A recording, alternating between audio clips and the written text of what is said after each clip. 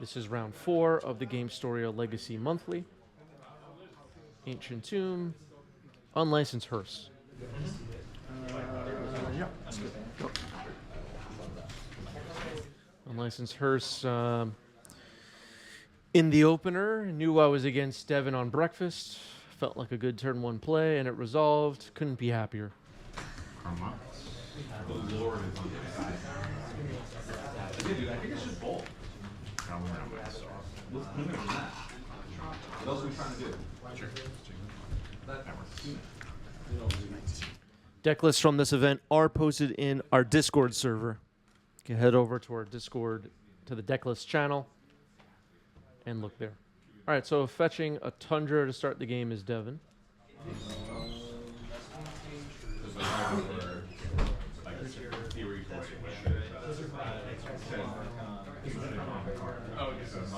Nomads and Core, one part of the combo. Exile. You have 1 card in there? Yeah.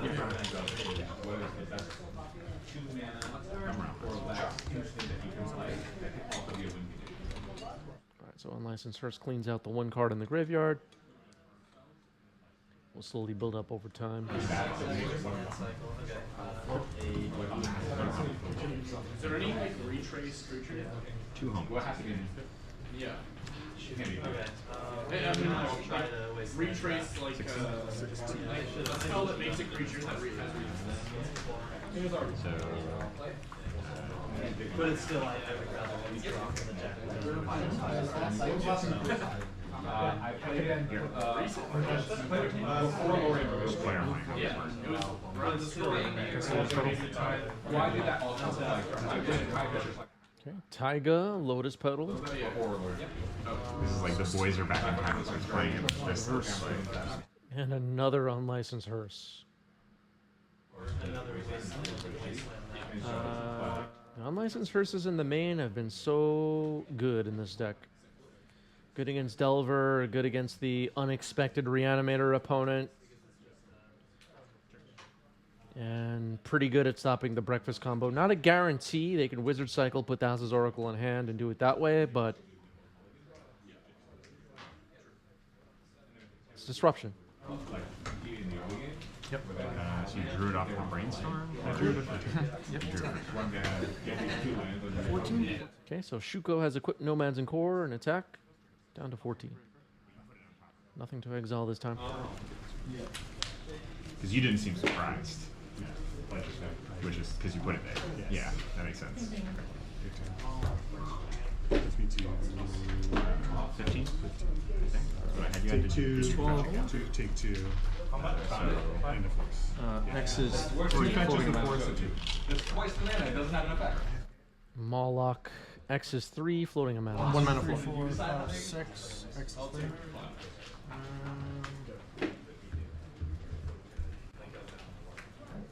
Yeah. Pick this. I guess exile. Go. Alright, so a 5/5 Moloch.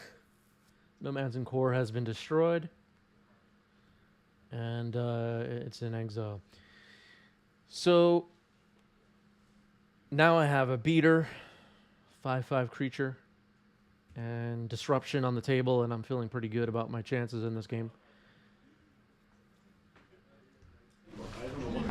No signs of Urza's Saga yet. Which is the worry. When you have like the graveyard hate, but you don't have the creature removal, sometimes Urza's Saga will get you against breakfast. Just start making constructs and... Alright, so fetching 2 lands here. He's off the table. He must attack. Triggers. Everything is attacking. You block. Yeah. You just kill them. You do that. Yes. Who's the Beatdown? Doctor Who's the Beatdown? Should be the name of the deck? Maybe. Yeah, breakfast constructs don't get that big. You know, it's not like 8 cast or something, or painter, but, you know, a 4/4 with lifelink, with Shadow Spear or something like that. Or with a Shuko attached, you know, 4/3 construct could be pretty good. Yeah, I guess no Shadow Spear usually. That's right. Chartswin, thank you for the 5 gift subs. Thank you, Chartswin. Appreciate that. Awesome. This is not too confusing, right? All right, a Narcomoeba just hit the table. Nomads and Core just hit the table. Nomads is equipped with Shuko. I'm gonna Keeping graveyards empty with these hearse. With this hearse, attack it with Moloch.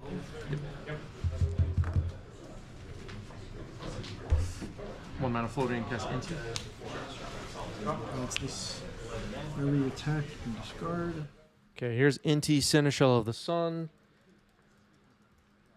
Playing it post-combat. Had no desire to discard anything this turn. I'll save that for next turn, potentially, where I can make my Moloch trample and play whatever Inti finds off the top. 90% your board, 2% of your first matchup. Okay, Narcomoeba is equipped with Shuko. I'm going to attack for 2.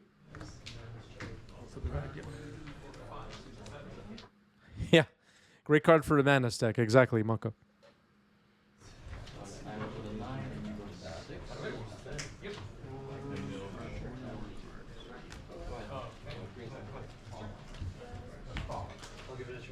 Mako knows.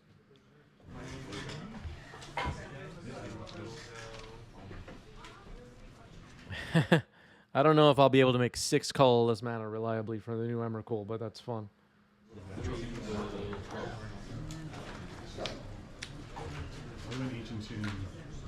So now with a 5/5 Moloch, Inti is available, and Inti trigger. I'll discard Ancient Tomb, target this. Okay, gonna target Inti, it turns out. Put a counter on Inti, let's see what it reveals off the top. Soothsayer. No, it's turn 2, 6 mana. So it's 8? Yeah, it's The deck does. We'll go for it. Okay, 8 damage gets in. Devin down to 4, gonna cast Soothsayer.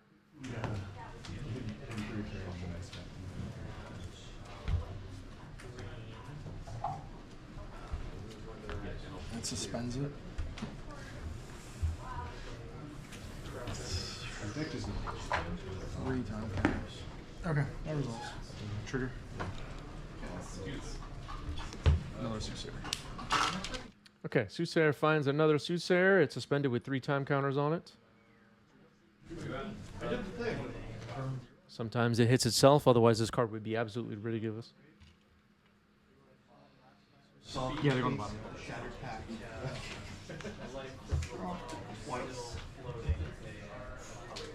Devin's at 4. We didn't update the phone, unfortunately.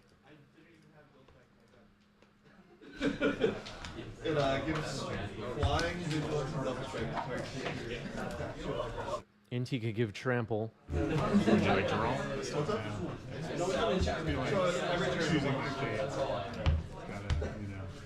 Wasn't that great? Still worth it.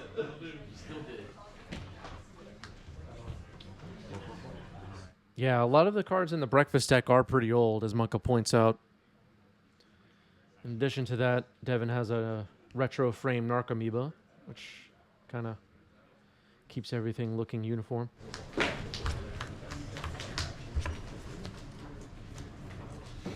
Retro frame Misty Rainforest there. Do we need every card to have a retro frame now? Oh, God. Orum's Chance. So going to buy a turn here. This triggers on this. That is fine. Okay, I'll remove the time counter. So Sibyl Soothsayer suspended, removes the time counter, now down to 2. Cast spells? Can't Yes. cast spells. Okay. Until the end of my turn. Correct. Okay, no attacks, no spells this turn for me. Orum's Chant shuts me down. Go ahead. 3. Good luck.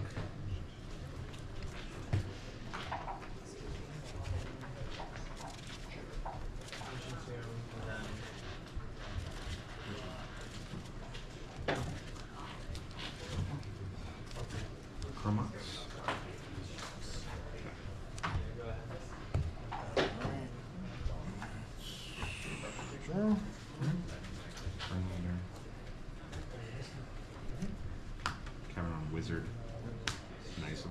Inti plus Moloch, pretty scary for Devin here.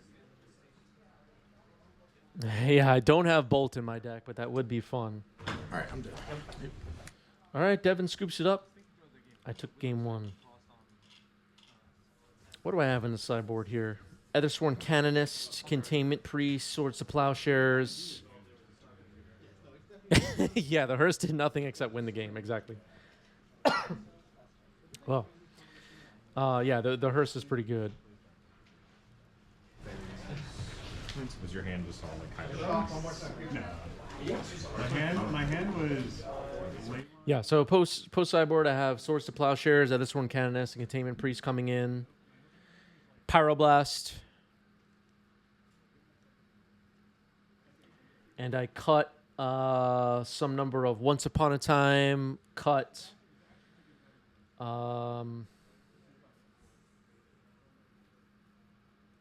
Chalices, and something else. Oh, I see a Meltdown in my hand. I guess I brought in Meltdown. Oh yeah, I forgot about Meltdown. Yeah. I mean, you would have played it that turn.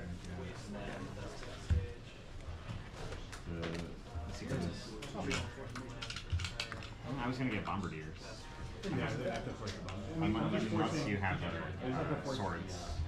If you have swords there, then I'm gonna get Bombardiers. Okay, there's an Urza Saga for Devin. You got 2 Bombardiers.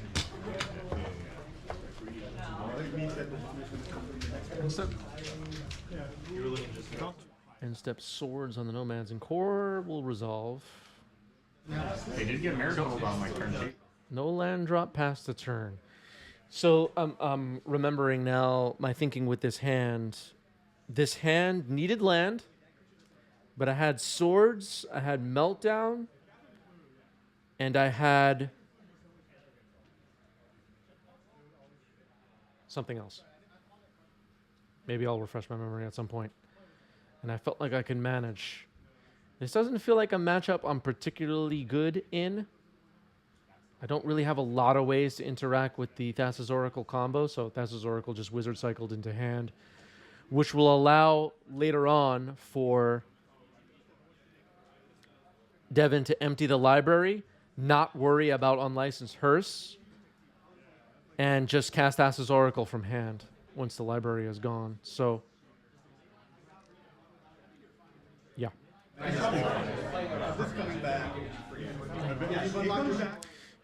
Crinky with a great question. Why does Legacy not play Path to Exile? Yeah, just ramping someone in Legacy is quite dangerous, as Audrey points out. Was your Oh, yeah, that's fair. No, then he's not treated. Yeah, that's actually true. that doesn't require me to have 1 Magus and not 2. What? That's if I have 1 Magus. Oh, no. So, I'm saying don't before the game. It's possible that Swords to Plowshares will get added to Modern at some point. It'll be a big upgrade for white removal in that format. I don't know if this is the year. Discarding Inti to hand size. Things not coming together. A little bit of a greedy hand, as I pointed out. But I do have good disruption in it. So that's a construct on Devin's side. This is good against me. Maybe the green one. The green one is like, it's nothing to have vigilance. Fetching now with Urza Saga finding Shuko. This stops Muxus. The main number 1 game plan in my deck is cast Muxus as quickly as possible. If I got that 6 sticker, you would see. So you stop from 4? You stop Muxus. 4. 15. Oh, this is the pending one. Yep. We're ready for rain. Found a red. We're in business. Meltdown X is 1. That's going to be the day. Today's the day I need to make sure. So stumbled a little bit on mana, but maybe recovering. Meltdown on the stack, hoping it resolves. The problem is they just take. If not, I'm kind of in trouble. All right, Force of Will, pitching Brainstorm. Devin had what he needed there. But now my mana's up and running. Or does it give the monarch? I think gives the monarch. Attack puts me down to 8. Running out of time quickly. Cephalid Illusionist is scary. Pass the turn. Shuko is already on the board, but not going for it. There's no 3-mana monarch. 3-mana initiative. Yeah, white. Another mana source in Lotus Petal. I know Thassa's Oracle is in hand, so next turn Devin can win. Potentially. Yeah. People are complaining about it so much.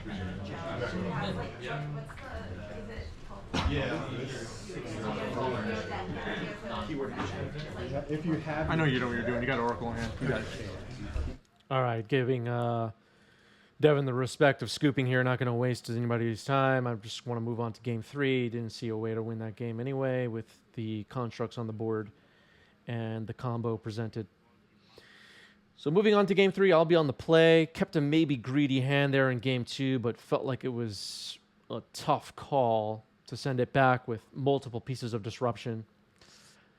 Maybe I regret keeping. I thought about it quite a bit. I'll try. You should be able to. I have 6 trade drops. To be honest, I'm not thinking. I wonder if you should play. Yeah, initiative. All right, turn 1 hearse here in game 3.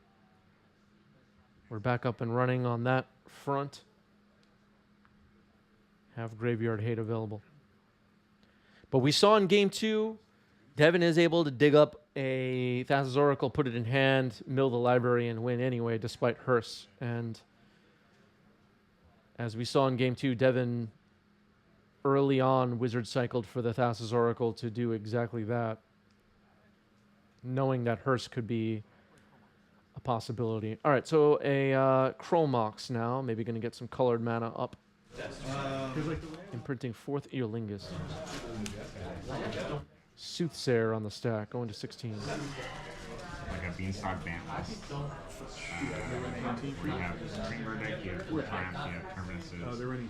But then on board, Fetching with Misty Rainforest in response.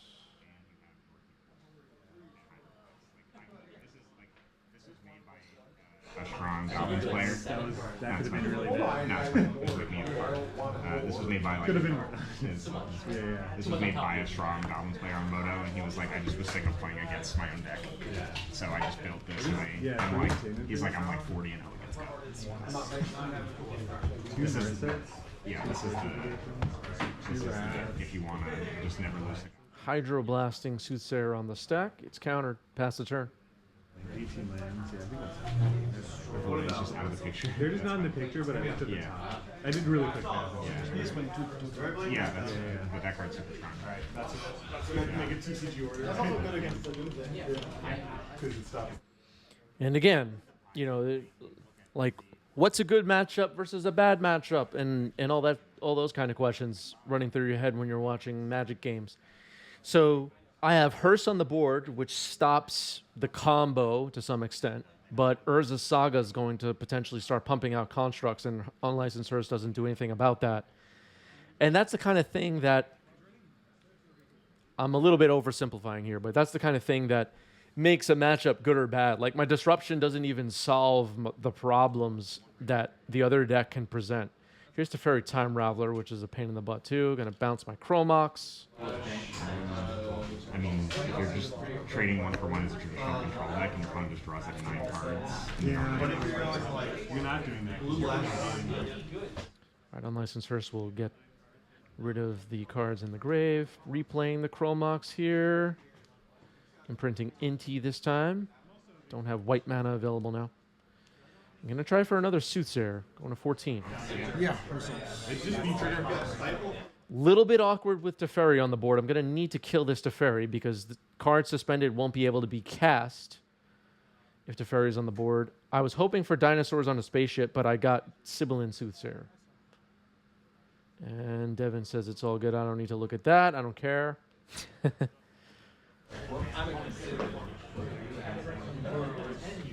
Want to look through my cards, Devin? No. Doesn't care. All right, so making a construct before Urza's Saga pops. We'll play some defense at least. Have 3 turns to get this Teferi down off the board. You know what? You're so right. I should have attacked with the hearse there, shouldn't I?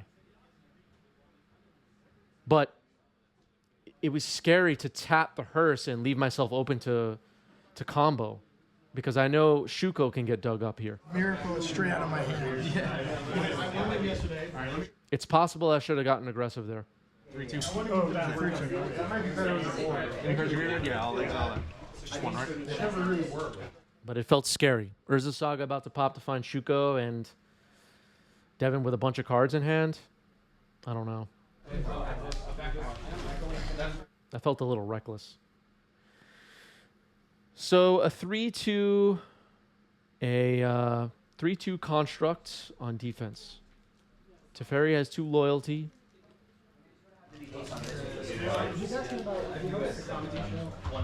Got 2 turns left to kill this Teferi, so Soothsayer can get cast here. And here is a disguise. This is the same as Cloak. For a fraction of a second there, when Devin grabbed that, I thought, no, you can't look at it. I thought he was going to look at my face down creature, but I was relieved when he just grabbed the token. Yeah, understand. My mind was like, wait, what are you doing? Oh. 3-2. I'll attack. All right, going to attack the fairy here, offering a trade. And the trade happens. The disguise has ward 2, so I'm hoping that can stay protected, and we can kill Teferi. Keeping Hearse open so I can protect myself against combo to some extent. What's your record? Yeah, I don't know what the penalty would be for looking at my morph, but it would probably be I don't know. A year in prison. Swords on my disguise creature, and didn't notice for a moment there that he paid ward. Unyielding Gatekeeper was the face down. Everyone brings their A Oh, the gatekeeper. Oh, that makes sense, of course. You know who really does it? That is funny that it doesn't. I'm a gatekeeper. That's a gatekeeper. You know. You didn't hear that. 1 card in graveyard. Yeah. And you can see this because every time he does something, Goes to 1. All right, Soothsayer goes down to 1.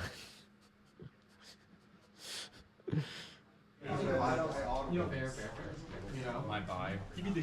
I'm not a gatekeeper. The guy didn't. Cast a Seek the Beast. Floating a I mana. Seek the Beast, floating a mana. and I kept it mana. Petal and Ethersworn Canonist. I missed like 2 damage and then the game ended at 1. So this is a tough choice. I can shields down, attack Teferi with Unlicensed Hearse and try and kill it here. Leave myself potentially open to combo, but Ethersworn Canonist would be on the battlefield.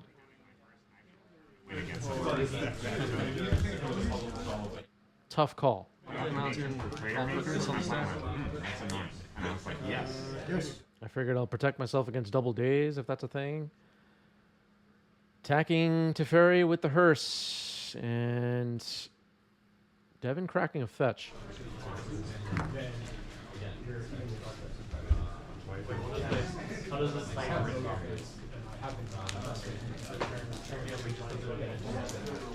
Blown out.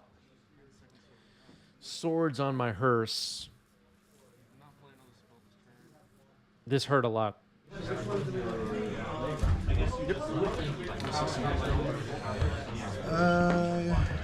I figured a Swords was already fired off.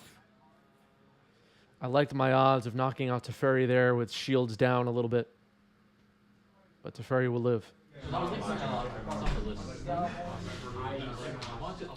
I don't remember. I think the last opportunity I had to attack Teferi, Devin was tapped out, but I don't really remember. But I think I had to keep Hearse up and available for protecting myself against combo that turn, where I previously could have attacked Teferi. Now, Teferi in the end here really is just countering my Sibilant Soothsayer in exile, which is not the end of the world. I mean, I could attack Teferi next turn or whatever. But I was hoping to get Soothsayer up and running and hopefully suspend a Dinosaur and start winning this game. But Teferi Time Raveler is a real pain in the butt. So if I understand correctly, this just stays in exile? Correct. Yep, Soothsayer will stay in exile. Just wanted to confirm that with Devin. And it's sad. Go text. Text Perry.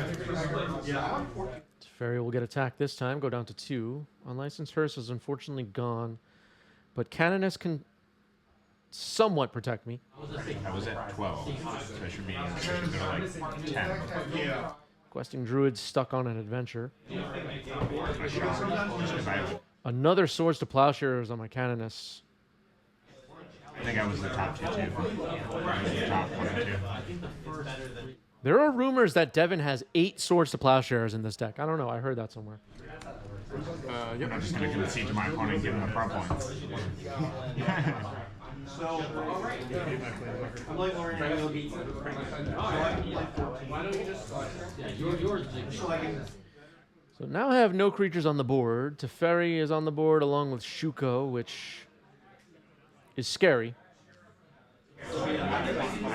I have no protection in Canoness or Hearse. That's why I played.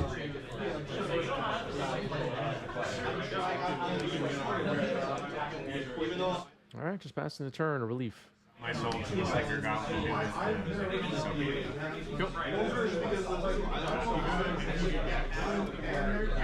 Triumph of St. Catherine revealed as a miracle, and it is cast here. Yep.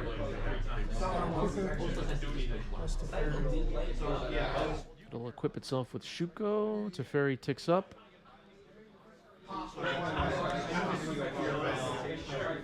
Narcomoeba, another creature. So my legacy human.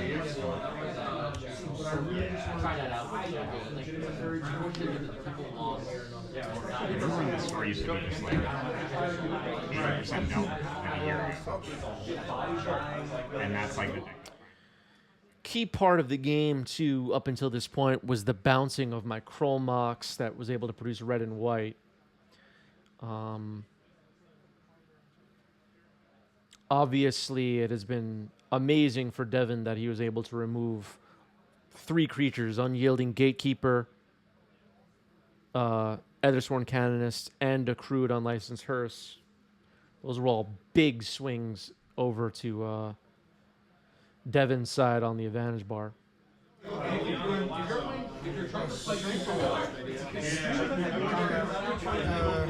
take 7. Yeah, if I had Soothsayer and did Dinosaurs, it's a whole different game, that's for sure. This Teferi would probably be long dead.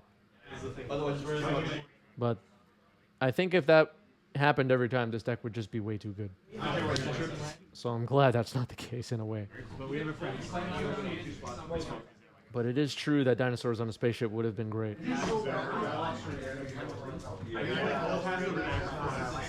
Big attack. Triumph of St. Catherine and Narcomoeba, and I'm close to out of time here.